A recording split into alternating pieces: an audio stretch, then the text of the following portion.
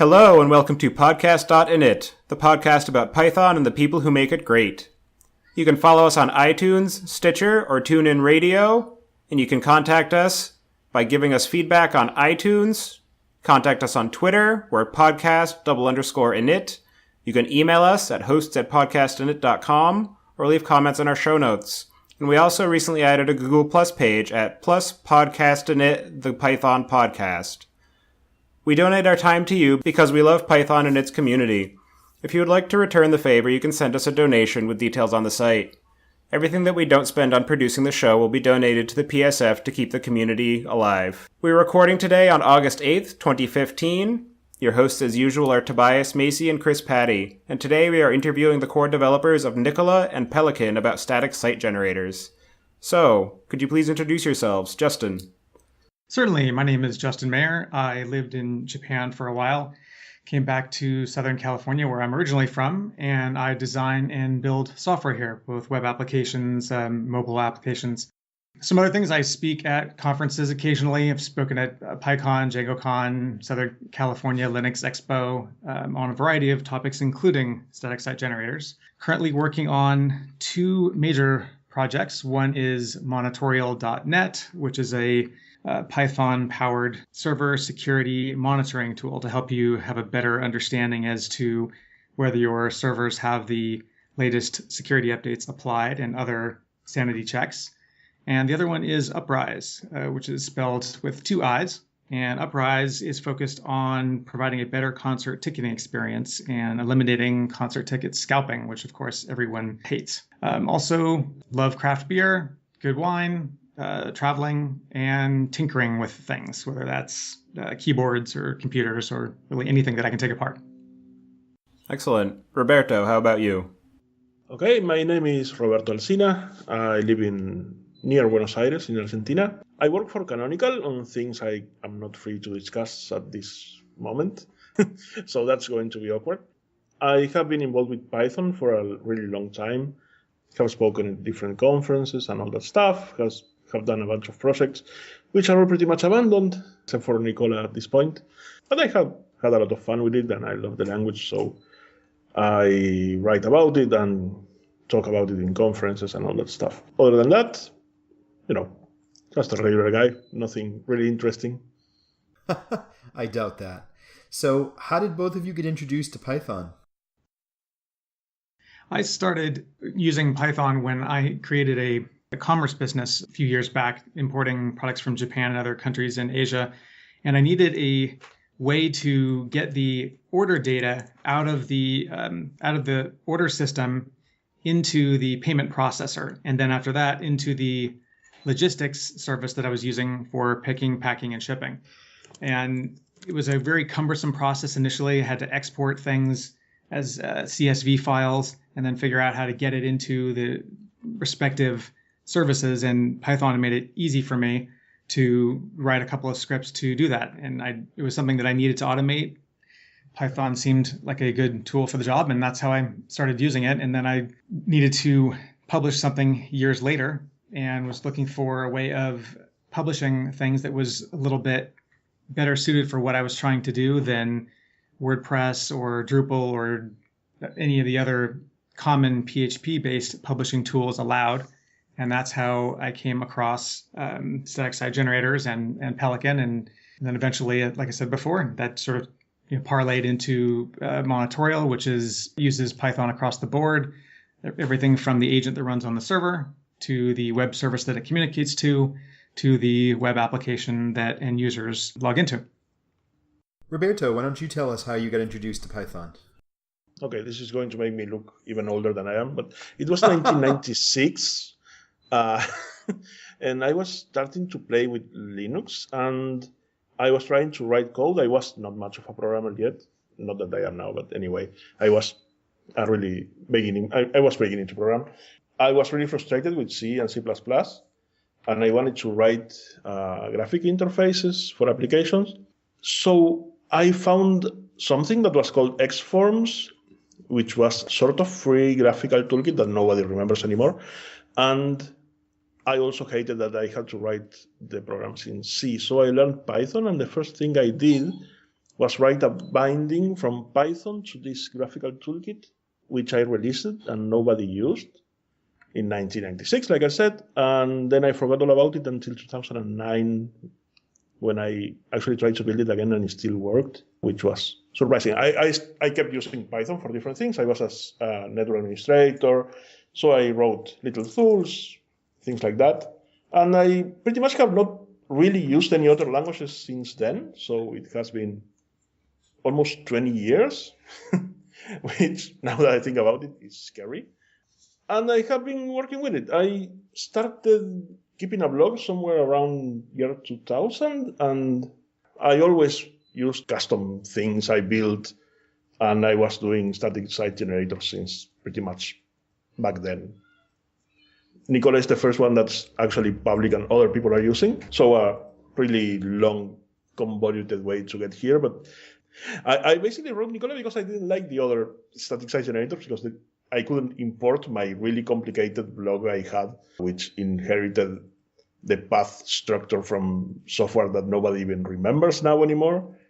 So I wrote my own, and then I published it, and people sort of liked it, so I keep using it. For our listeners who may not know, what are static site generators, and what are some of the advantages they bring to the table over other similar systems that perform the same function? So basically, static site generators they remove all the effort from the computer that serves you the website. Usually websites, you read the page, and then the page is custom built for you just at that moment.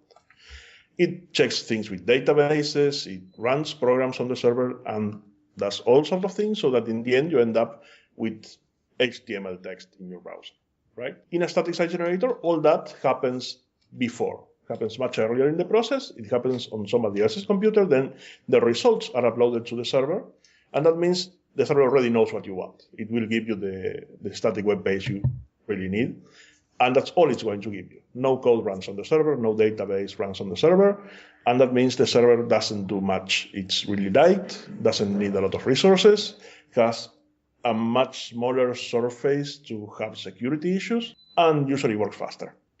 Yeah, I would highlight a number of those things. The better performance is a concern for anyone who is lucky enough to achieve some success with a particular article that they've published. If it gets picked up by a number of different news aggregators, the last thing you want is for this flood of traffic to result in server errors. So not to mention just the general performance. If it takes 10 seconds to load, you're unlikely to have folks stick around to see what the actual content on the page is. So both from a perspective of better performance and better reliability and uptime, I think static site generators offer quite a bit over their more dynamic content management system counterparts. Another significant advantage is security. When you have a static site, it's just a bunch of static assets. So you've got some JavaScript, HTML, CSS. The attack surface for someone who's trying to do something nefarious is much, much lower with a static site than with a content management system that's running on an application server that is executing instructions on every page load. The deployment and maintenance is easier. You generate your static assets, you use your preferred file transmission tool of choice to transfer those files to any number of different deployment options. You can deploy to your own virtual private server. You can deploy to GitHub, S3. There are umpteen other different deployment options that are greater than you would say have if you're tied to a particular web application stack like WordPress or some other content management system. And ongoing maintenance is easier. You might update your static site generator tool itself, but that doesn't really impact what's going on the live server. If you are, say, updating your WordPress installation and something goes awry, well, your site's now offline. That's not something that would happen with a static site generator. You might update your static site generator tool and generate your site and notice that something's wrong, but that's all happening locally. That's not happening on your live server. So it's quite a bit easier to maintain.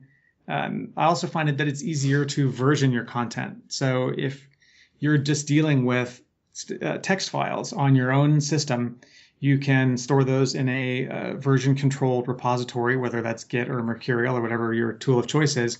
And I find it much easier to version that content over time than it would be using a database-backed content management system. And you can also version both your input and your output. When you have a website that's managed by a database, it's really hard to version the actual text that you write for your site. That's hidden in the database. Yeah, that's an excellent point. And people should be versioning both the source content and the generated output. Because if you were to update your tool and you were to accidentally deploy changes to your production environment that you didn't really intend to, or you've later found included some problems that you wanted to revert to, it's much easier to make that reversion if you have your output version as well. And just the last couple of things that I'll say about the advantages of a static site generator are, you're dealing with just files. So to me, it's just a simpler thing to deal with. You have files on the input side, you have files on the output side. And it kind of adheres a little more closely, I think, to the Unix philosophy of files, as opposed to having to interact with a database that you have to back up and manage. And it's a lot less overhead in general. And the last thing I'll mention is you have better control over your own data. When you have all of your content in files sitting on your system that you are pushing somewhere else, you always have the most recent updated version of your content because it's on your system to begin with. That's where it originated. That's where it was generated. That's where it was transferred from. If you're making all of your changes on a remote server, you have to remember to try to periodically extract and back up and pull that data someplace where you have a little bit more control over it. So I think just having better control over your own data is a pretty significant advantage for static site generators. Absolutely. Simply not having the requirement of a database is such a huge difference. I mean, that's kind of one of the things that drove me away from WordPress and towards a static site generator is the fact, a number of the things you mentioned, but the thing that broke the camel's back for me was the fact that it was so hard with WordPress to manage all the complexity, like PHP gets updated and now suddenly something doesn't work, or as you said, you have a database to take backups of and worry about security of, and it's definitely a huge relief when you realize the only thing you need running on your sort of publicly hittable node is your web server of choice, and that's it. No CGI needs to run at all. In fact, it's a liberating feeling, actually. Absolutely. It's the curse of software is complexity. It's complexity that generally introduces the problems that we face on a daily basis. The problems related to speed, performance, problems related to reliability and uptime, problems related to security. These are all problems that are in large part caused by complexity. And when you have a simpler tool, it's much easier to manage those inherent risks in software. And it sounds like something that drew you to it. And I think that that's a large part of its popularity over time is that simplicity. Yeah, and I'll also say that going back to both performance and simplicity, because it's just static files, it also makes it much simpler from a caching standpoint, where you can just put a CDN in front of your, wherever you're hosting your site. And even if your site actually goes down, because everything is just static assets, it's very simple for a CDN or a caching system to just display the site as it would have been had you actually gone back to the source. And it can also significantly reduce the amount of load that needs to be supported by your server, which means that you can spend less money on a hosting solution. That's absolutely right. Those are all very significant advantages for someone who's interested in dealing with some of the slightly less than user-friendly aspects of static site generators, which is another topic in and of itself.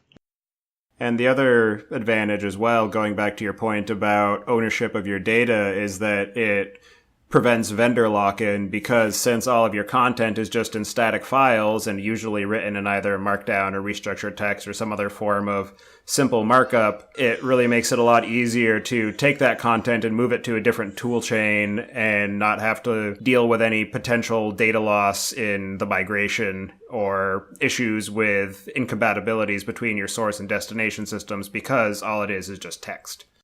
That's right. You could always point wget at a WordPress site, for example, and have it pull down all of the generated HTML and JavaScript and CSS, and then take that and then, in theory, upload it someplace else.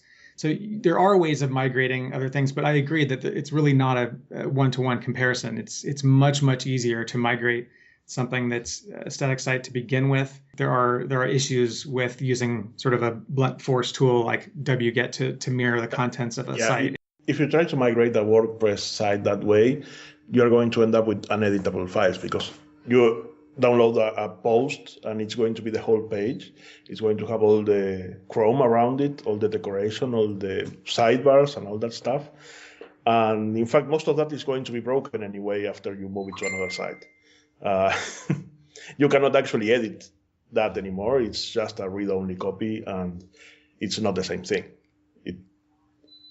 When you have literally markup for your posts and your pages and so on, moving from Nicola to Pelican is probably going to take 5 minutes for a normal site. It's mostly going to be about how do I get the metadata for the post, like tags and categories and such, and move them to the place the other software wants them. But it's really just a scripting thing. It's not a big problem. I have written the code to import from WordPress, and trust me, it's not easy, even using a dump, because it's not documented anywhere. Even the format of the input of WordPress changes after you install plugins. So you have a plugin, and now the input for your WordPress is different from every other WordPress installation in the planet, and no other WordPress can read it unless they have the exact same combination of plugins, which is incredibly frustrating when you try to get code outside of it. There's a lot of luck in that sort of system. Yeah, that's a really good point. There are a lot of issues revolving around WordPress import. We see people ask questions on the Pelican issue tracker regarding WordPress import, and oftentimes we are ill-equipped to assist because we have long since left WordPress and its ilk behind. So we have to rely on the community to try to help out with a lot of those questions. And yeah, Roberto, you're absolutely right. It is not, it's not well documented. WordPress is not something that's easy to interact with. And yeah, vendor lock-in really is a very significant point in terms of trying to choose what tool you're going to use to publish. Vendor lock-in is something that people certainly should consider. Yeah, that's a big reason why when I was first starting up my blog and also the website for this podcast, I decided to go straight for a static site generator, just start writing some content and SCP it up to my Linux server, and there you go. So there are a number of static site generators available in virtually every programming language that somebody would be wanting to use. Why would a user want to leverage a Python solution versus Ruby, JavaScript, Go, or what have you? I think that folks who are already interacting with a particular programming language, whether it's Python or Ruby or Go or JavaScript or Rust or Nim or any other language that they might be excited about, that's always a good choice. It's the reason that I originally sought out a static site generator that used Python as is the language that it's implemented in, was so that if I decided that it didn't do something that I wanted it to do, then I'm better equipped to extend it to make it do that thing that I want it to do.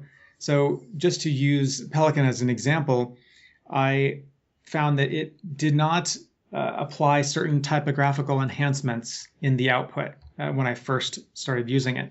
So things like curly quotes, things like taking a double hyphen and turning them into an M dash, ligatures, widows and orphans. And there's umpteen different things like that typographical nerds like myself are somewhat fixated on in terms of when I'm looking at generated output.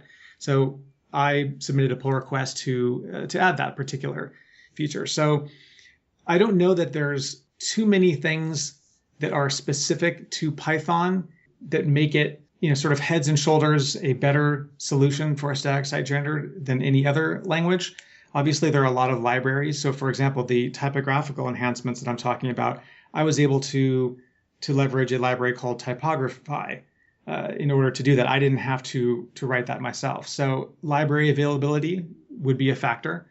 If you're, say, trying to use Nim or Rust or some relatively less mature or newer language, you're going to have a more difficult time finding those types of libraries to extend the tool to make it do what you want it to do. But that would be probably the only thing I can think of. Roberto, can you think of any other things that are sort of specific to Python that make it a great language for a static site generator? Okay, yeah. I have one specific. I mean, it's something that was something I wanted. I have always been a big fan of restructured text, and that means Python. There is another implementation of it, which is in Haskell. So you have to choose Python or Haskell, and to me that was an easy choice because I know Haskell.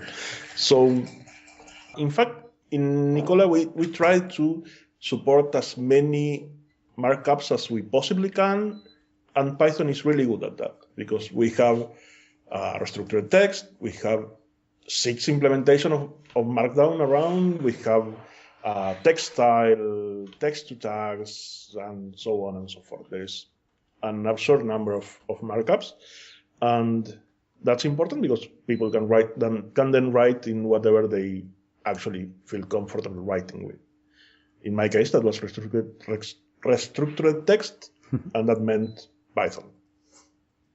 That's a very good point of the markup support because, as you said, you prefer restructured text.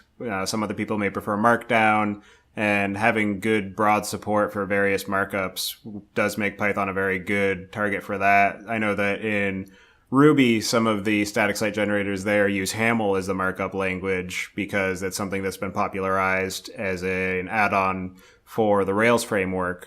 So the language affiliation definitely can make an impact on what you actually have as an option for writing your content. So that's a very good point. Hadn't thought about that. I suppose there is a parallel static site generator somewhere that uses Pod or whatever. We just never heard about it. Certainly. Yeah, that's a good point. Another markup format is ASCII doc, which is a Python-based library, and that's easier for obviously if you're writing a static site generator to support ASCII doc if you're using a Python-based static site generator as opposed to Ruby or some other language. Yes, but sadly, ASCII doc in Python is sort of dormant, and all development right now is done in something that's called ASCII Doctor, which I think is written in Ruby. So, interesting. Sucks because ASCII doc is really nice. Well, I suppose that gives our listeners something to work on to improve the Python ecosystem. So it seems that most static site generators have a primary focus on blogging. What is it about these tools that lend themselves so well to that use case? My take on this question is that it's the people that are writing static site generators are the ones that shape what the tool is focused on. So I think most folks who are building static site generators are most interested in scratching their own itch, and most of the time that itch happens to be publishing chronological content, writing articles. It's not so much I want to publish a site that has an about page and maybe a contact page and maybe some photos of my cats. I think that that's much less common than someone who says, well, I want to publish a site that has articles and people can come and read those articles. And so because that's what the people who are building these tools are interested in doing, I think that that's why you see that sort of focus on chronological content and articles. I don't know that there's anything specific, both in obviously in Nicola's case, as well as Pelican and a lot of other static site generators. There are almost always ways of producing sites that have zero chronological content and are entirely focused on creating pages in any type of hierarchy that people generally want to do. What do you think about that, Roberto? I think part of the reason for this is that static site generators are mostly popular among programmers, and programmers are much more likely to have a blog, even if they only update it occasionally, than other people.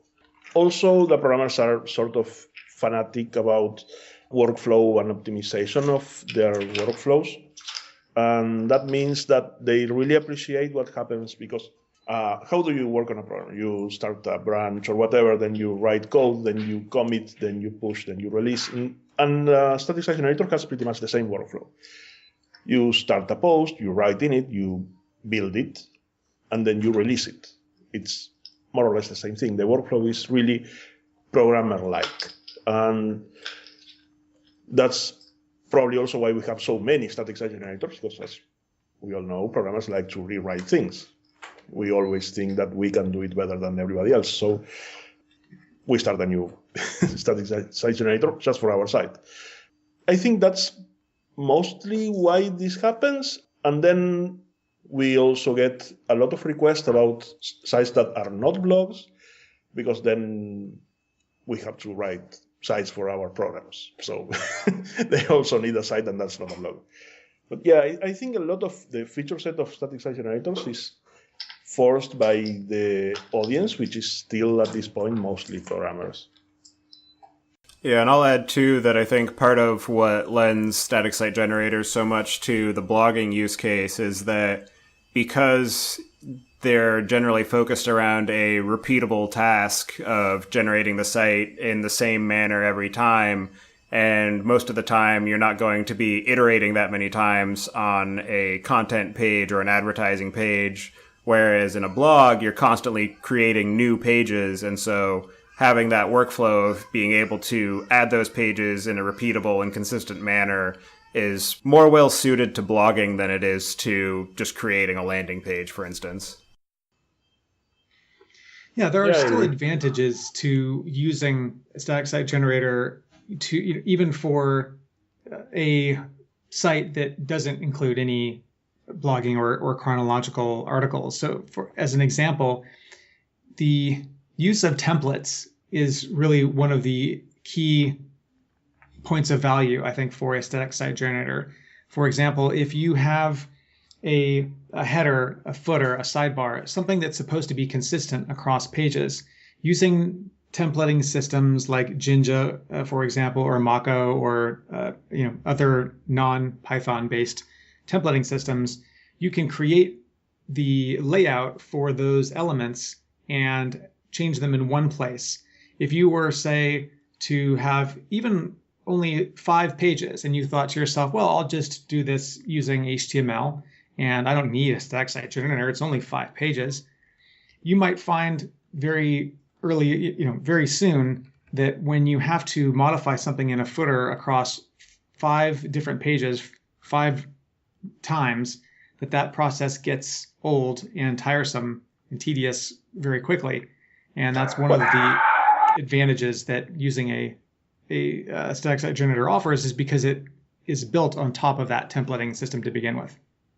I suspect if somebody is doing that by hand in HTML, he's still using a static site generator as a really crappy one. That's himself and his text editor, and he should get a better one. Mostly nowadays, when somebody starts doing a site, even if it's just 5 pages, he's going to go to a CMS, which is, I don't know. To me, person doing a static site generator makes little sense. But to somebody, hey, let's just throw a WordPress instance somewhere and log in and write 5 pages and be done. Install a theme. And for them, it makes sense. It takes 20 minutes to do that. So, it's all about workflows. People work differently, and they make different compromises based on what they want to do and how they feel comfortable doing it. Well said. So something that struck me comparing the two systems is that they have largely the same kinds of data going into the metadata block for each post, but it's expressed in a different and incompatible way in each. Have you ever considered agreeing on a standard and even advertising it as such, so all static site generators could make use of it? And this plays into your vendor lock-in point from before. It's an intriguing idea. At first, I was trying to work through the idea and see, how that would work. And it is an interesting concept. It is a little challenging because it does require coordination across, obviously, a very wide range of tools. Not that you would have to start out with every tool using it, of course. But trying to build consensus in general is a challenging thing to do. And when you have this many different tools, they tend to do things in their own idiosyncratic way because they're, like Roberto said, trying to solve the particular needs of the person who implemented it. But it's an intriguing idea, and I would certainly be interested in exploring it. I think that just as a caveat, I would say that it's useful in a rather limited set of circumstances. If you think about the use cases, it would generally be if someone is migrating from one tool to another. And not to say that that never happens, and not to say that it wouldn't be nice if it were easier to do that. I can see that would indeed be a nice thing to have. The question for me becomes, is the benefit that accrues for that particular use case worth the amount of coordination and logistical challenge to have such a standard and to get people to agree to it? But it is an intriguing idea. Yeah, it is. There is some parts of this that could be done rather easily, like, for example, how we express metadata for posts and pages in the files, that sort of thing. That's not all that difficult to do. There is a different problem about how that gets built into a site because, for example, some tools try to reflect the file structure, the directory structure of the input in the output, and some don't. Some build based on the metadata, like if a post has a category, it goes into whatever / the category name / the post net title, etc. So you won't end up with the same site, even if we agreed on how the input works. But I think agreeing on how metadata is expressed on the input files, that's not all that difficult to do. But the problem is, suppose I write a standard for it and I propose it, then nobody's going to adopt it. They will see no benefit on doing that, I suspect. I just want to give you just a little quick background as to why I asked the question. I asked the question because I'm currently using Pelican for my blog, and I've kind of been playing with using Nicola as well, and they're both great systems, and I don't know whether I'm going to switch, but I thought to myself, how amazing would it be as an end user if I could just take my body of posts and no matter which static site generator I used, just be able to treat my posts as portable data sets that could be moved from one to the other without change. And even if everybody supports a common subset of metadata items, right? And because of the idiosyncrasies and the way everybody solves problems differently, it's okay if it comes out differently, given the same set of data, which static site generator you run. But it was just a thought that it would be nice to not have to necessarily undertake a conversion and just be able to take the same data set and move it anywhere I wanted. That's what I was thinking of. Perhaps that's an unrealistic thought, but it occurred to me, it's partially because of Jeff Atwood there. He made a post a while ago basically saying, hey guys, why is it that we have 19 different incompatible versions of the Markdown spec? It's kind of crazy. Why don't we just all agree on some basic defaults and have a unified Markdown syntax that could be used everywhere? And it kind of never happened, but it just kind of got me thinking, wouldn't it be great if the same held for not just Markdown, but metadata as well? You convince me. I'll do it. I'll make Nicola accept Pelican files for him. You will have it by... What's today? It's Monday? Come back to me on Thursday. Wow, that's very cool. No, that's what I call service. And I'll also add that having the capability of, as Chris mentioned, just having a common subset of metadata that's supported across multiple different generators really facilitates the process of experimentation and exploration in being able to run different static site generators against the same content so you can see what the workflows are like, what the templating systems provide as options, and then being able to make your decision based on that rather than just having to read through the feature list of all of the different umpteen static site generators and say, well, I think this one fits my needs, so I'm going to go with that one. And then having, a very lightweight vendor lock-in, but it still locks you in a little bit just from the inertia of having to take the time to add or modify the metadata of your posts so that you can do that experimentation process. So that's excellent to hear, Roberto, that you are going to accept Pelican's metadata formats in your system. I think it's a wonderful goal to have, in terms of having that kind of portability. There are some inherent challenges given that different static site generators often will use different formats for metadata. So for example, there are some Ruby-based tools that use YAML as their post metadata format. So even if you were to agree, say, on the keys that are used, things like title, date, summary, etc., the format of the metadata itself can be different enough that standardization becomes nigh on impossible. But I think that in this particular case that we're talking about, given that both Nicola and Pelican both use the Python Markdown's implementation of metadata, that it wouldn't be too awfully difficult for tools that are using Python Markdown, that are using that particular library, to say, let's try to agree on a common set of metadata keys, things like tags, categories. Pelican uses one called draft, which basically means, is this post a draft? And if it is, treat it differently than a non-draft post, so that it doesn't actually get published to to your site. But it would be nice. So Roberto, if you're up for it, I would love to have a follow-up conversation where maybe we could talk about ways in which we could make that portability a little bit more, make that more feasible. Basically, Nicola doesn't have a fixed set of metadata fields. You can put anything there, but we use the basic stuff like tags, category, title, that sort of thing, date. So it should not be really difficult.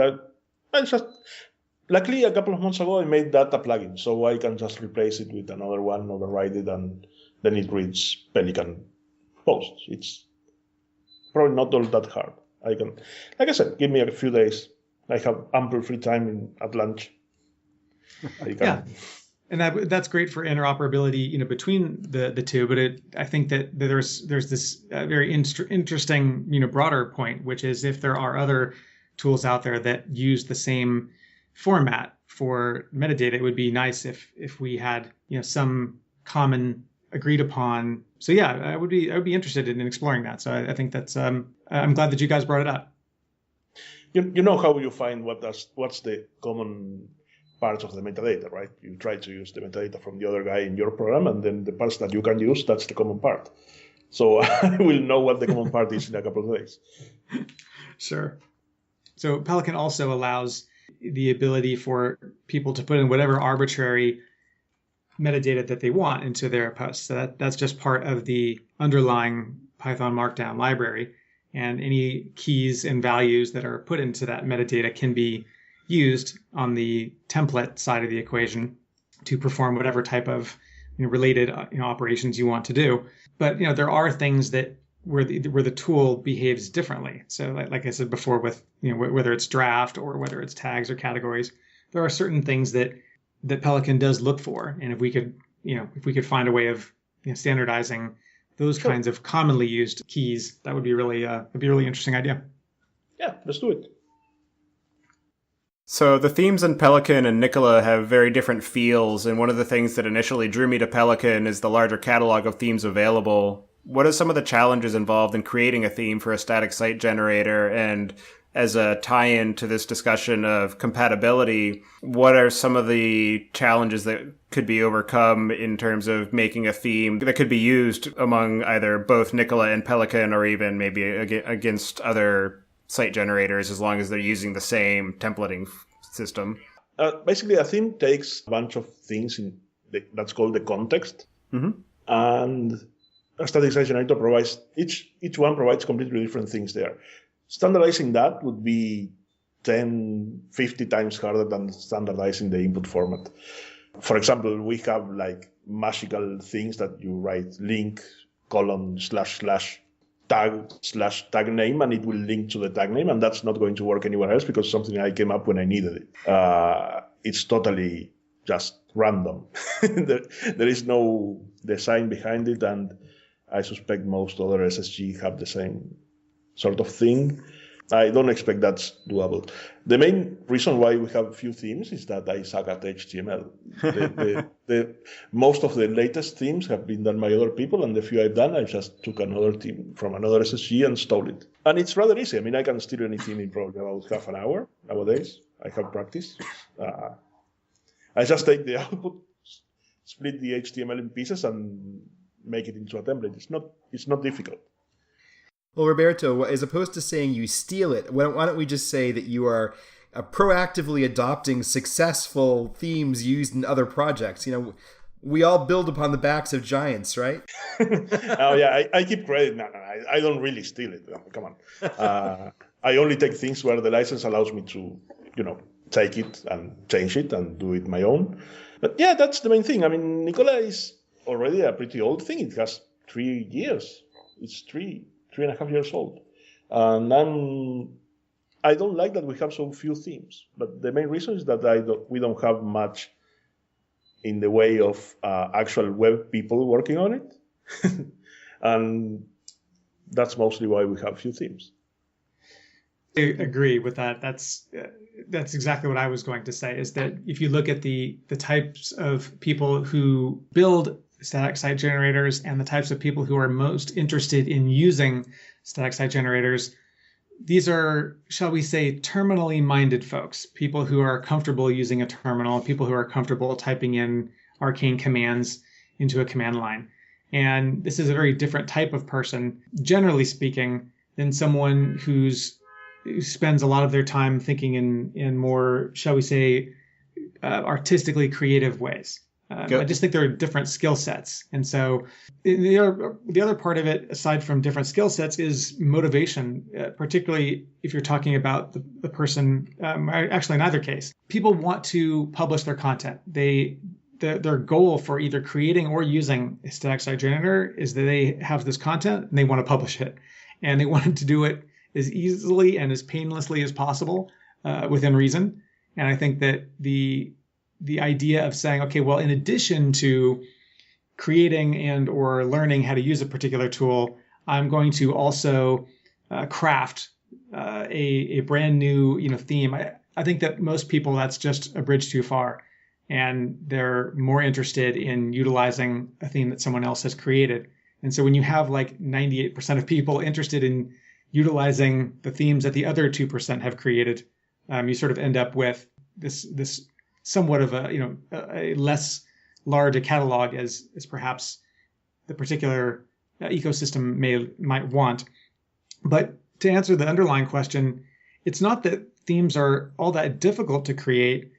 It's just a question of, like Roberto said, taking your page and dividing it into its different components and then splitting that into different template files. But that also assumes that you have a page that you really like and that you understand how the design elements work and you understand, what would be involved, like how you would break it up into the different components.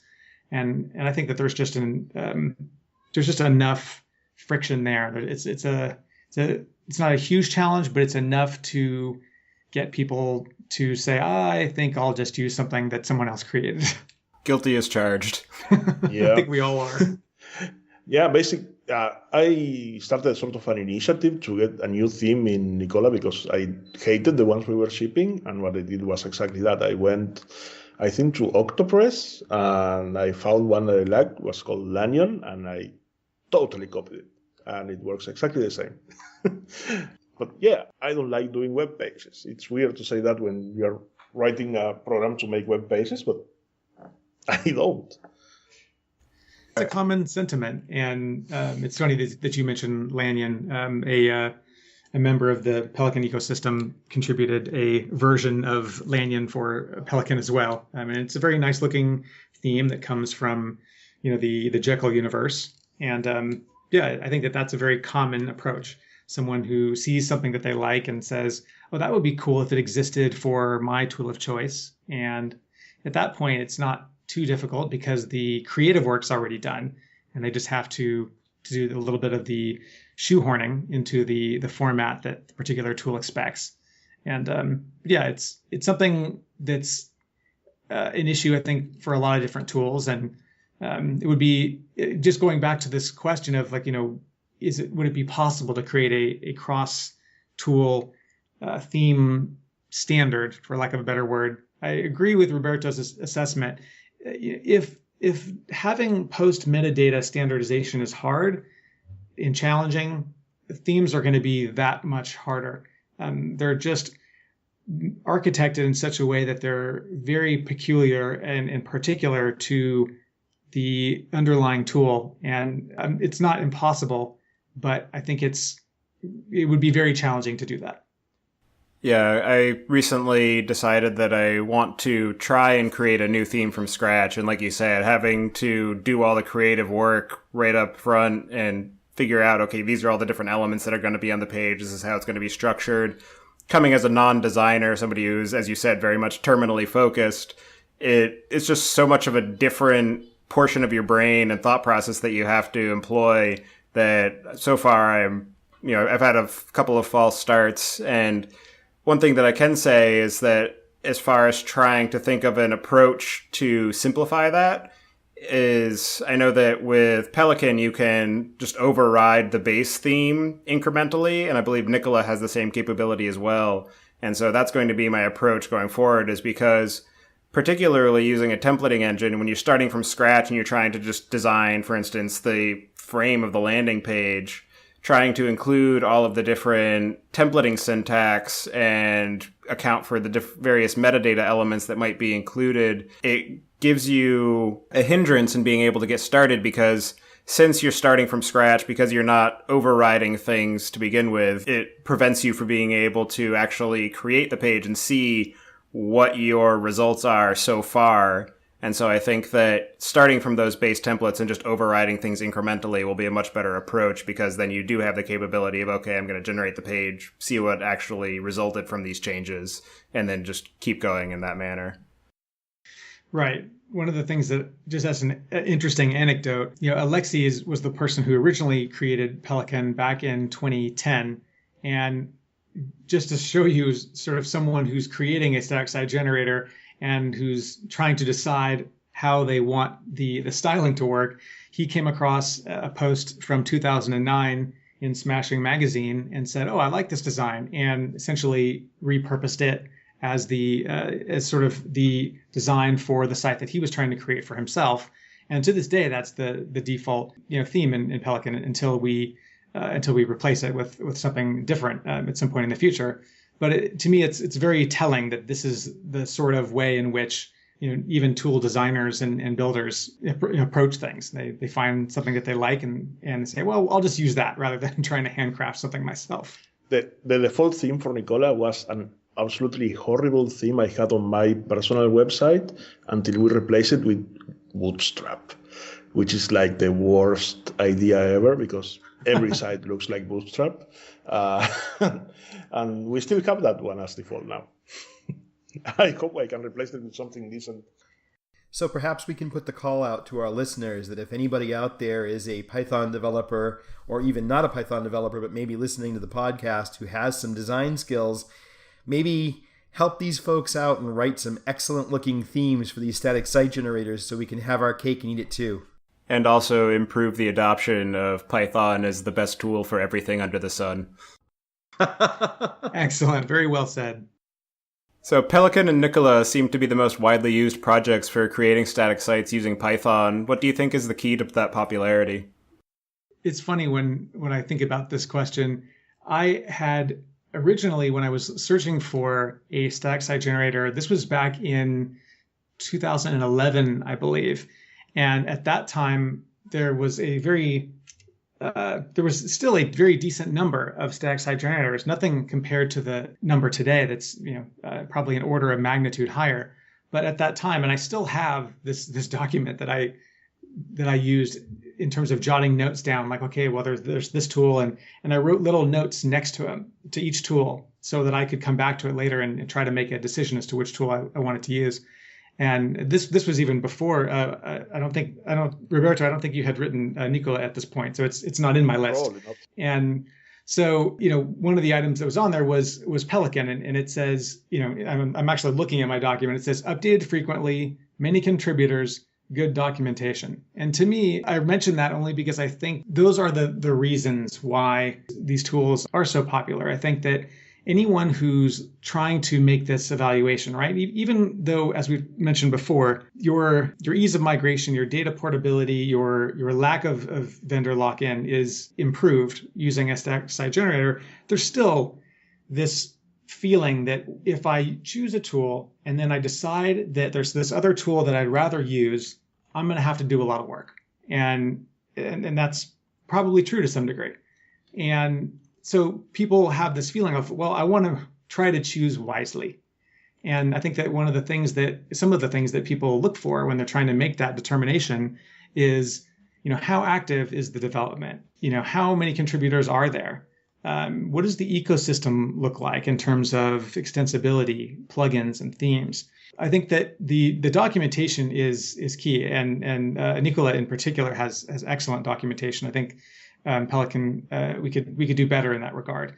But I think at the time, Pelican had the best documentation of any tool that I could come across. You could actually look at the quick start and you could get up and running. And I think that that's part of the reason why these tools, both Nicola and Pelican are popular. A lot of it comes down to just how quickly can I get up and running? Do it, I just as another anecdote, I had used a tool prior called Hide, which was written as sort of a counterpart to Jekyll, a Python-based static site generator. And at the time, it wasn't maintained very well. But the main issue that I had with it is that I could not, for the life of me, figure out how to do very basic things with it because the documentation just was not adequate. And so I think that the documentation really is key. I think the most important thing is that the user should be able to get a site working with something he wrote in it in 2 minutes. If he cannot do that, he's going to try something else. In the Nicola documents, I wrote something that I'm not sure is a good idea or not, but I don't want to remove it, which is the first thing the document says. It gives you like 5 commands. Install it, then run Nicola init, Nicola whatever, and then try to use it. And do not read the documents. If you need to read the documents, then the software is wrong. You should be able to get it working with just knowing 3 basic things about it. And if you can't, then it has to improve. I still make the effort to write the documents, but I would much rather the user don't need the documents. I have completely failed at that until now, but I still have hope. And you can actually do interesting things without reading them. In any case, I think that really short ramp up is the key thing, because people are going to run away from your software. If they are going to run away from it, they are going to run away from it before they are invested in it. If they already invested 2 days configuring it and creating a theme and writing posts and whatever, then they are locked in at least a little bit. And then you have a user. It may not be a happy user, but you have a user. That first impression is the key thing to keeping users. Yeah, and I think that the extensibility is another key component. Having a wide variety of plugins and themes, I think, is something that is useful for folks who are trying to, particularly plugins. I mean, as long as you can find a theme that you are satisfied with, you're for the foreseeable future, you don't really need to do anything further regarding that. But as you use a particular tool and you start to publish additional types of content, perhaps, you might find that you want to do something that the tool doesn't do. And if the tool wasn't built for extensibility in mind, if it doesn't have a wide range of existing plugins, you might find that the thing that you want to do is more difficult, and you can always write your own if the tool is made to be extensible in the first place. But if someone has written a plugin that already does what you want it to do, then all the better. You don't have to spend the time to learn how to write a plugin and implement that functionality yourself. So I think that extensibility in terms of the modularity of the tool, as well as the availability of those components, plugins and themes, is another key reason for the popularity of both Nicola and Pelican. Totally agree.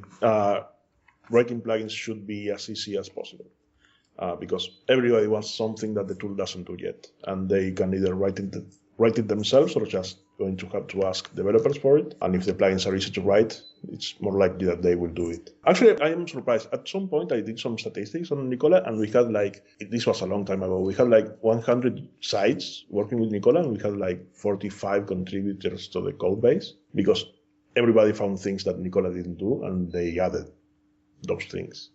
Nowadays, that has slowed down a lot because it already does a lot of things. But yeah, extensibility and an easy path into the code base are really important. So a lot of people have written about the importance and difficulty of writing and maintaining good documentation in open source projects. Nicola's documentation is excellent. How did Nicola manage this in its development process, and what can other open source projects learn from this? I write a lot. There's no secret to documentation. You just have to write it, and then you have to keep it updated. It takes time, and nobody likes to do it, but I do it anyway. That's the sad version of things. I guess the answer is you are Nicola's author, and so it falls to you. It's not like you have a huge cast of characters who are working on Nicola's core that you have to get to write documentation. There is... Basically, Nicola nowadays is written by about 3 or 4 people. Mostly me, Chris Warwick, Steven Alexanderson. He does a lot of things.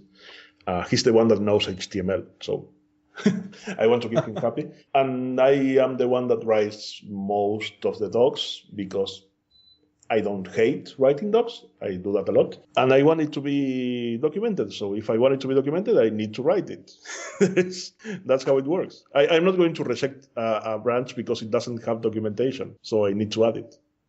Justin, do you have anything to say on good documentation? Because as you mentioned, and as Tobias mentioned, Pelican has some great documentation as well. I think that looking at how a user approaches your tool for the first time without the usual perspective that you have as someone who interacts with the tool on a daily basis is particularly difficult just in general for anybody. So being able to say, what is it like to use this tool as a first-time user who knows nothing about it? That's something that's difficult for people to do who spend all of their time working with it. You become so used to the rough edges, you just take certain things for granted. And to the extent that you have an ability to say, okay, I'm going to try to put all those things out of my mind and approach this as if I were a first-time user. To the extent that you can do that, that's fantastic. That's wonderful. It's very hard to do, but I think that it's a good first step. It's a good way of approaching the question of documentation to begin with.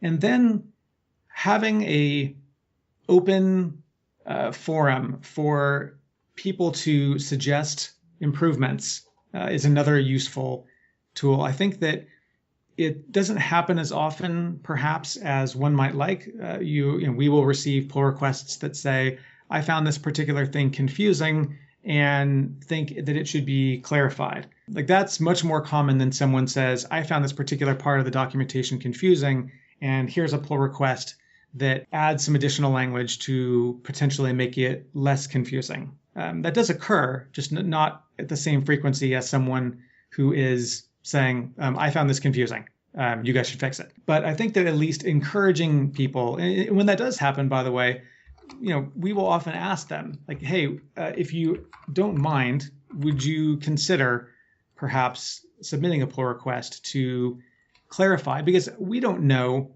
which part of it they found confusing, and we don't know in what way they might find it less confusing. So if they're saying, I think that this particular section could be improved, okay, well, how could it be improved? And if they can help out with that, that makes the job easier for everyone, because we don't have to try to read their minds and try to sort of pull out of them what it was that they found confusing and what it is that they think could be improved. So encouraging people to help out with it, I think is a really good policy just in general. And the more you can do to take advantage of the community that kind of rises up around a particular tool to assist with documentation improvements, yeah, that's a good way to approach it. So, what are some specific examples of unique and interesting uses your site generators have been put to?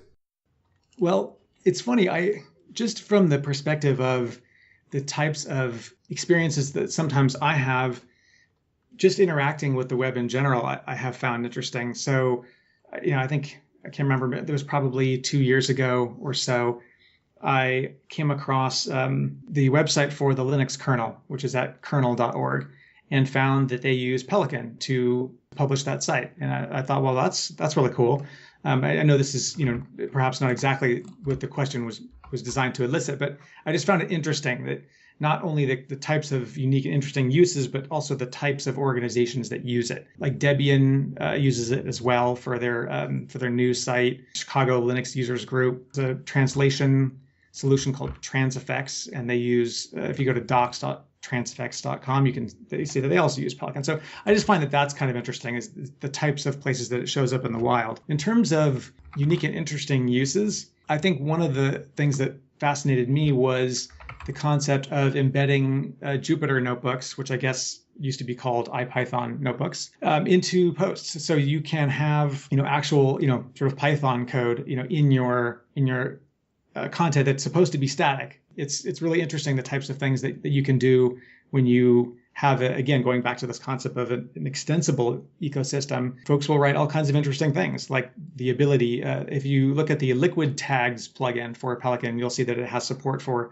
a number of different things, including Jupyter notebooks. Things like math rendering. So if you want to talk about calculus or some other type of math notations or equations, you can embed those things in posts. Barry Stein is a contributor that's written a render math plugin that I think uses MathJax. And as I don't have that particular use case, so I'm not very well versed in it. But I think it's interesting that folks have created these kinds of plugins to do that. Michael Lutzfield wrote a site search plugin so that you can use JavaScript to search your own site. You don't have to rely on Google or some of these other things that, again, are outside your control of your own data. So I thought that was a really interesting implementation. And the last thing that I'll throw out is, and this is not really specific to static site generators, but it's interesting the types of things that you can kind of put together with them. Like you can add interactive elements to things that are built by static site generators. You can add contact forms. You can add subscribe me to your newsletter. Sometimes those interactive elements are in the form of embedded JavaScript includes that sort of pull in that interactive component or element from an external source. And sometimes it can be a simple thing that you build yourself. For example, I wanted to have a contact form for a variety of different things that I've done, including monitorial. And so the ability to create a single page Python application that you run that accepts the input from a contact form and then passes it on either to you via email or or to some other way of tracking those contact points. There are ways of adding that, whether you, like I said, whether you use some external JavaScript include or whether you write a single page Python app that just does something as simple as listens for the contact form submission. There's all kinds of ways of adding interactive elements to something that is supposed to be inherently static. So Roberto, how about you? What kinds of really unique things have people put Nicola to?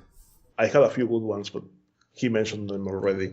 I'm really jealous that you get big profile sites like Debian and that sort of thing. We don't yet. I am really happy about how many sites I see using Nicola that are scientific sites. For example, professors and students and graduate students, that sort of thing, where they need a place where they can post papers and Jupyter notebooks and that sort of thing. And Nicola gives them a tool to do it easily. Basically, we have a Jupyter notebook supporting core. So you set up Nicola, you throw a notebook inside it, and it will just work and appear as if it were an HTML page. And people really like that. It's used a lot. That was done by Damian Avila.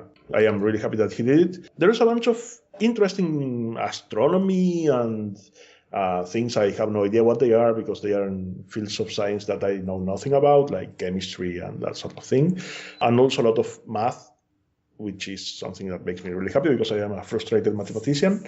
And I'm really happy about that because it's something that is poorly served by the traditional CMS blog market, so to speak. So it makes me really happy. And also because, and this is one advantage of SSGs that I didn't mention at the beginning of the show, which is that the output is forever. Once you build a site with Nicola or Pelican or whatever, you get the output, you put it in a website, and it's going to get picked up by the Internet Archive, and it's going to be there forever. So it's not going to be lost, which for science publications and that sort of thing is especially important.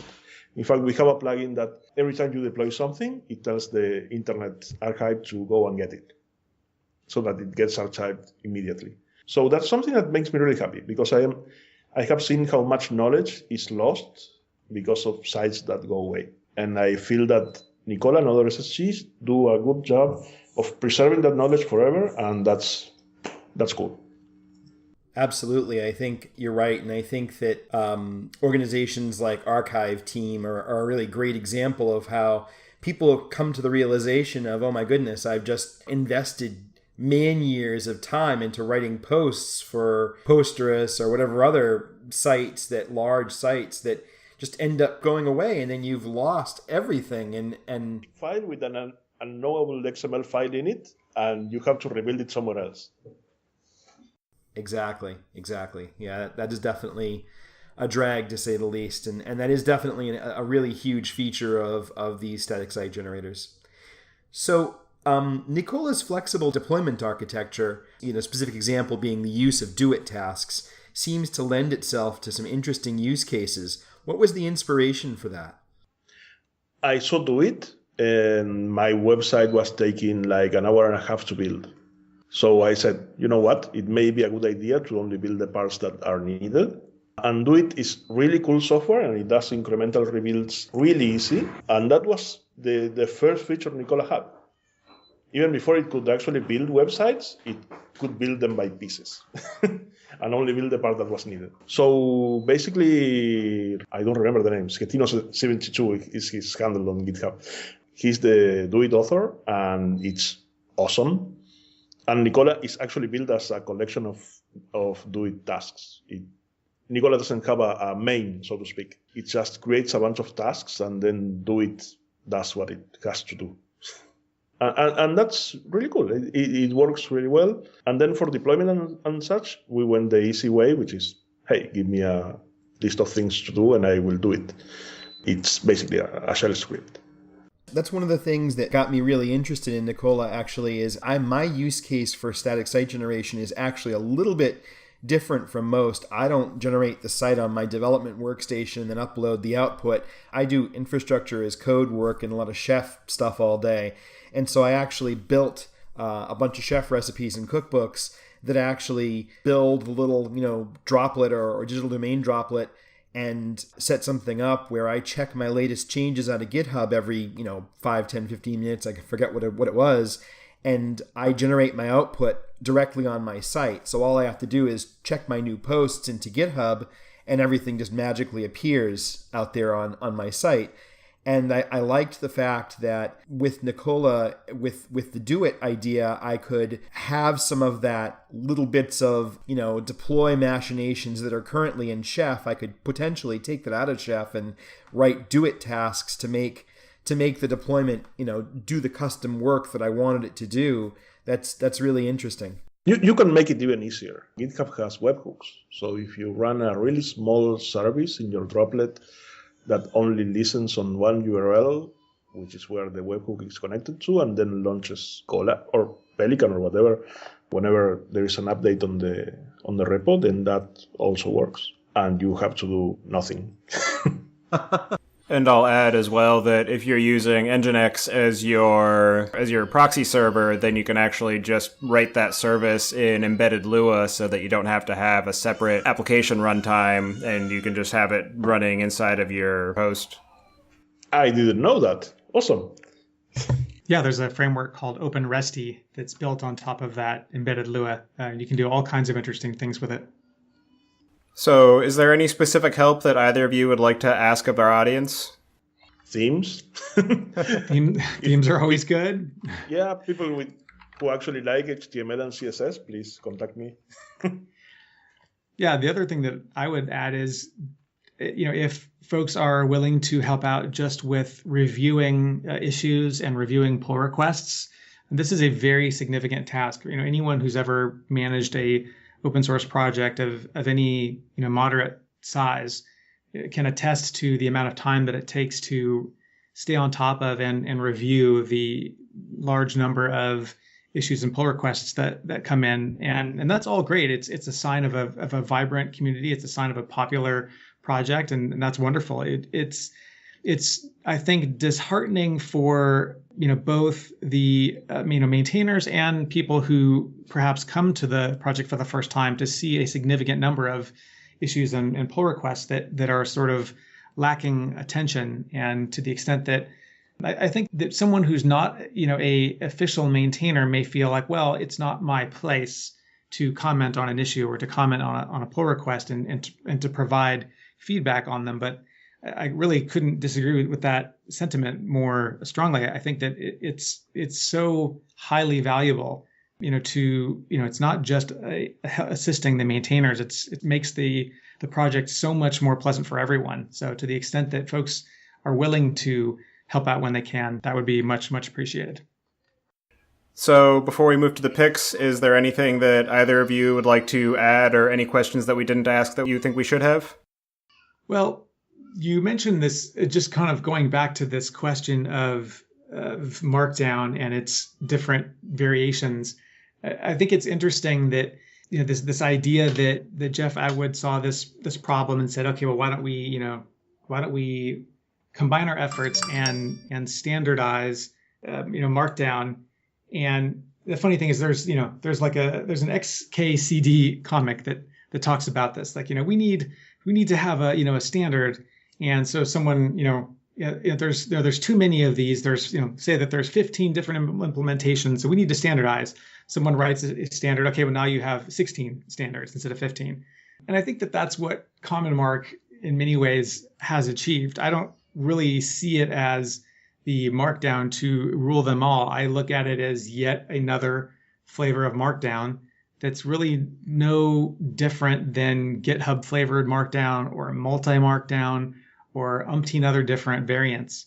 The core of John Gruber's original Markdown, and the reason why I think he's been somewhat loath to change it, is that it does most things that someone wants to do. It doesn't mean that it does everything. It doesn't mean that there aren't ways of improving it or extending it, but it's a good core. And I think that that's why he's been content to say, like, this stands on its own, and I can write that standard Markdown, using links, making things bold, making things italic, headers, all the different sort of core components, and feel confident that that's going to render the same on all of these different flavors. And so really you choose, as the person who's trying to say, pick one, which one does the things that I want it to do. And I don't know that Common Mark has been successful in unifying Markdown under a single banner. And I don't know that it will.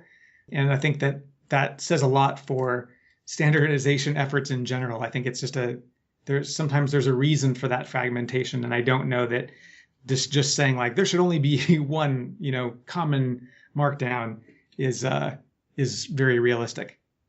Yeah, I mean, consider things much smaller than Markdown. Typography. You mentioned about doing that sort of transformation as your reason to join Pelican.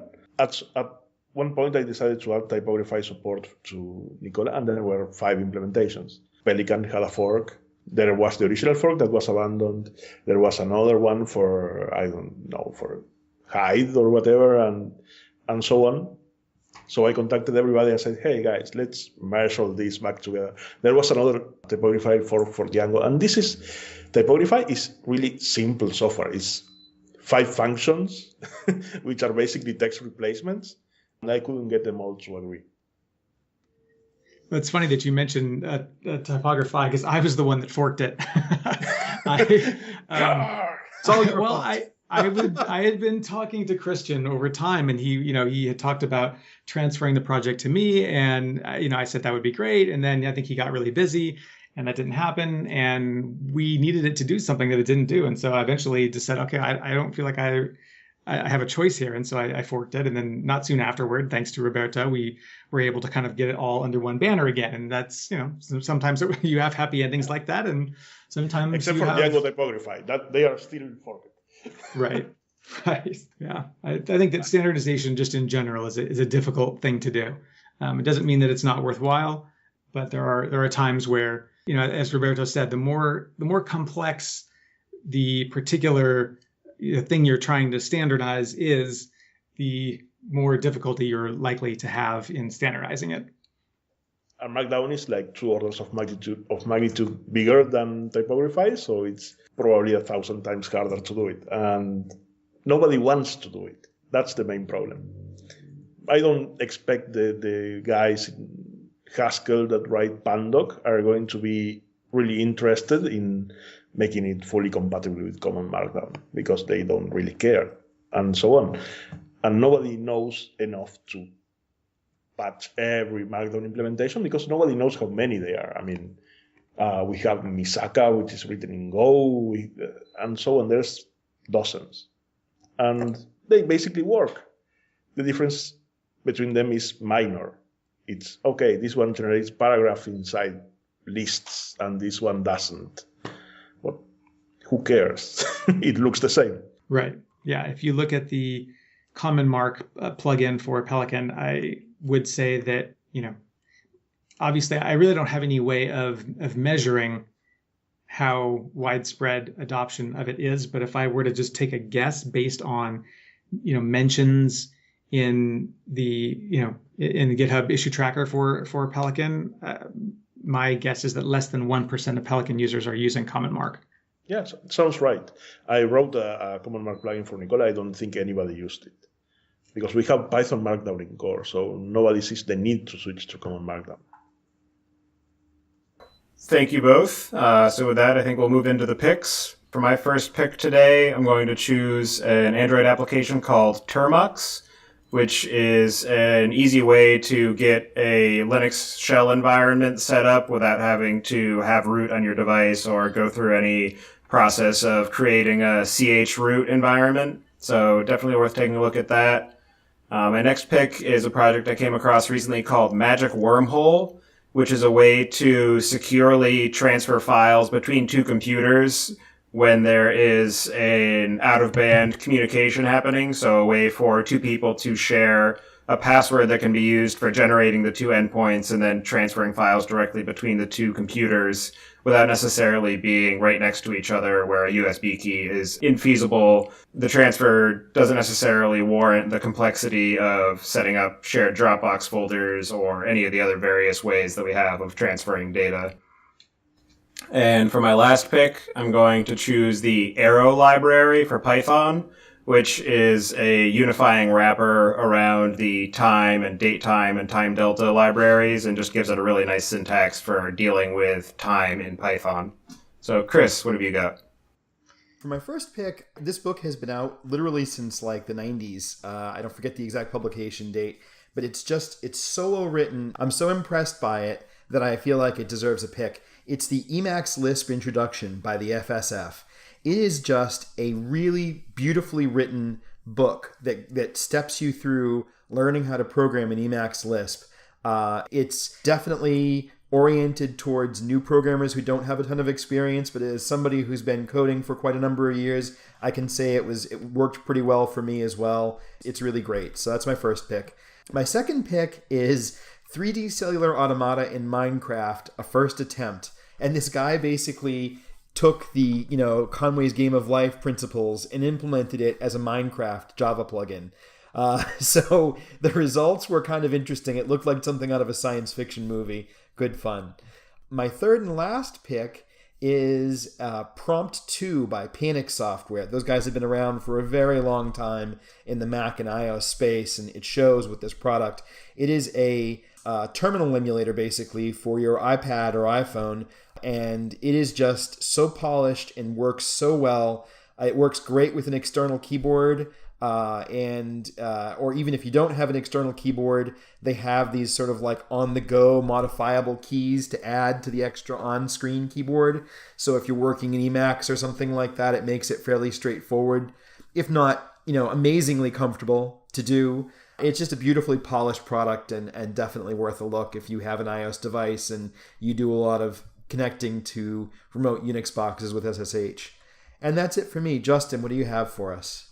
Well, I would be remiss if I didn't, throw out shameless plugs for monitorial.net, which is if you ever interact with any servers and you often wonder, like, do I have the latest security updates applied? Go there, put in your email address, and hit the button to be notified when it launches, which hopefully will launch later on this year. And the other project, as I mentioned, uprise.com, which is with 2 eyes. If you go to uprise.com/join, you can do the same for Uprise to be notified about when we're ready to launch for our concert ticket thing. Okay, shameless plugs aside, my actual picks are ErgoDox. I don't know if you guys are as obsessed with keyboards as I am. I remember using a Apple Extended Keyboard 2. I'm probably along with Chris. I've been around long enough to have actually interacted with this keyboard from a long time ago and missed the sort of feel and the impact, texture, for lack of a better word, not to mention the sounds that it made. And so I really missed that. And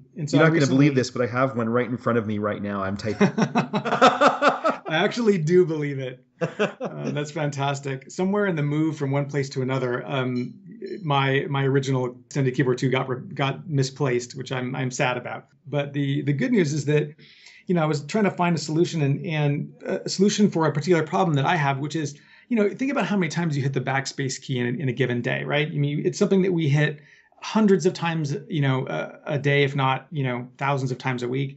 And we hit it with like the weakest finger on our hand, our pinky. And so the ErgoDox is a way of, it's a kit. It's not, you don't really buy the finished keyboard, but it kind of comes with the printed circuit boards and the pieces, and then you solder the keys, onto the circuit board. And so it's obviously not for the faint of heart in terms of, you have to roll your sleeves up. But the cool thing that I like about it is the ability to use your thumbs for more things than just hitting the space bar and maybe, a modifier key. You can, I have it mapped, and you can customize every single key. You can make any key do whatever you want it to do. And I have it mapped so that I've got, the right thumb hits space, left thumb hits backspace. You can do all kinds of cool things like that. So if you want to check it out, it's called an ErgoDox. I also recently got a Jarvis bamboo sit stand desk from Ergo Depot. And I've been hunting around for a good, mechanized, adjustable standing desk for a long time and kind of hemmed and hawed about it. And I finally just decided that analysis paralysis was getting the better of me and just pulled the trigger on this particular desk. And I really like it. It's sturdy. It's really nice to look at. It's got presets, so I can push 1 and have it go up to standing, push 2, have it go down to seated. I'm not sure what I'll use 3 and 4 presets for, but so it's a great desk. You should check it out if you're trying to improve your health. I've sat in a chair immobile for decades, not realizing that this was not healthy, or at least not fully realizing the extent to which it's not healthy. So I'm really glad that now I've converted to standing 90% of the time. The other thing I'll throw at is Talkie. Skype is useful when you need to record a call. For any other time where I'm trying to have a conversation with someone across the interwebs, I'll almost always reach for Talkie.io. It's built using WebRTC. It's built into the most recent versions of Firefox and Chrome. I've had personally better luck with Firefox in terms of how reliable it is. It's not perfect. You're not going to get maybe as good an experience as you're going to get from a proprietary solution like Skype or Hangouts. But I find just the idea that it's this peer-to-peer web conferencing, screen sharing, video, audio that's built into the browser itself as a standard. Like that just really gets, it gets me excited, and it's only going to improve over time. So you should check that out. If you guys spend a lot of time in a terminal and you haven't looked at alternative shells, I would recommend giving it a try. I have been using the fish shell for a few years now, and I really dig it. And I just kind of take every opportunity I can to tell people about it, because they're like, well, why would I use anything other than Bash? And there's some cool things that fish can do just out of the box. I mean, you can use ZSH and get some similar types of auto completion and other goodies out of it, but you have to make it do that. You have to configure it to do those things. Whereas I find that the out of box experience with the fish shell is just better than any shell that I've ever used. I liked it enough that I wrote if you go to GitHub/JustinMayer/Tacklebox, you can check out a framework that I wrote for the fish shell that allows you to keep custom functions and plugins and modules and share them, and there's just certain things that I found myself wanting to do across all the computers that I use, and so I just built something that kind of scratched my own itch. So if you find it useful, that's great. And one of the things that it comes with is virtual fish, which is a way of interacting with virtual environments in Python in a fish context. And I recently installed, speaking of shells, the latest 3.0 public beta of iTerm. And I usually don't, when I'm talking about terminals usage, I usually don't go for betas of things. I like stability in my terminals. But they added some really, really cool features, things like shell integration. You can, if you have the shell integration set up on local and remote, you can even drag and drop files into your terminal and have it transmit that to your remote server and vice versa. And that's one of a dozen different cool things that this latest version of iTerm does. So if you're not afraid to try a public beta of iTerm, you should give it a spin. Last but not least, I'll throw out 3 just sort of lifestyle things. I'm really into craft beer. My favorite by far is Brother Thelonious. It is a Belgian darkish, amberish ale. It's just it's one of these things where I know that if I walk into a place and they happen to have it, I know I'm gonna be happy. I know I'm gonna order that, and I'm gonna be super, super excited. I can second that. That's tasty stuff. It's really good. It's just a go-to favorite. I also really like wine, and if you ever are up in the Napa area, there's a winery called Frog's Leap. They just make very good. They have a great location in Rutherford, and they just make really great, what I think are reasonably affordable wines, and they're wonderful. And very, very last is I recently went on a 2-month adventure in this past spring. Went to Japan to visit some friends, and then went to Europe, and spoke at PyCon Italia, and just really met some great people. If you have a chance to go to Italy in general, I highly recommend it. If you have the opportunity to go, in next spring for PyCon Italia, you'll have a great time. I've been to several different, PyCons, both the ones in North America and regional, and it was just a great experience. I met 2 people in particular, Flavio Percoco and Alessandra Regolini, who invited me to their house and had me, me and my fiance stay with them. These are people that I just met for a matter of a couple hours. And so we stayed with them for a number of days, and it was just so great to see the Python community in Italy being so warm and welcoming. So shout out to all the people in the Python community in Italy. You guys are doing a great job keeping the Python community strong. Anyway, I will relinquish the mic. Apologies for my for my long list of picks. No worries. Roberto, what do you have for us? Okay, let's see. First thing my first pick is Neil Stephenson, writer. I'm sure most people listening to this already heard of him, but if you haven't, go read some of his books. You may start with, Cryptonomicon or something like that. Oh, yeah. Not only are they awesome, they are also really long, so you can enjoy the awesome for a long time. Second thing, a really small Python module, which I started using a couple of weeks ago and I love, which is called docopt, which is an argument parsing library, and there are no lack of those in Python. But this one is original in that you write the help, and then it parses the command line based on the help you wrote, which means the help is correct, which is always nice. And the third thing, I was in the US last year, and sorry for this, it's going to be really common for you guys, but I tried some strange food there that I liked. First time I ever tried fried pickles. I have had pickles, we have pickles here, but nobody had ever apparently thought of frying them, and it's a great idea. And nothing else, just be happy. Oh, one more thing, shameless plug from myself. In Argentina, we have a Python users group, which is called PR. PR. I don't know how to say it in English because it's not English. We do all sorts of events, and we keep them all free. We have a PyCon, which is totally free. It's going to be in a lovely place called Mendoza later this year. People who are interested in Python and going to the mountains and things like that, it's a great opportunity. Place is cheap, and the conference is free. So pick up a flight over there and go to it. And in 2 weeks, there is another event that's called PyCamp, where about 40 of us get locked down in a hotel in the middle of nowhere with free food and free internet and nothing else. So usually good stuff comes out of it.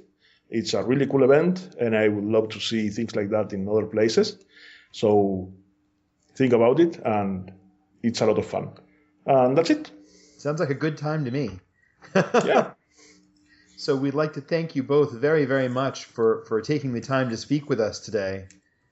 Yeah, I'd like to second those thanks. It's been a lot of fun, very interesting and informative. I really appreciate you guys taking the time out of your day. So for anybody who wants to keep track of what you guys are up to and the Pelican and Nicola projects or get in touch with you, what would be the best way for them to do that? Sure. You can go to getpelican.com if you want to learn more about Pelican. I'm available at justinmayer.com if you want to reach out on a more personal level. The same thing for Nicola, just go to getnicola.com and just go to either the forum or the mailing list or whatever. Just go there. Don't contact me personally because I'm probably not the right person to help you. But if you go there to the list or whatever, I will see it. All right. Well, thank you again very much, and I hope you both enjoy the rest of your day. Thanks for having us. Thank you.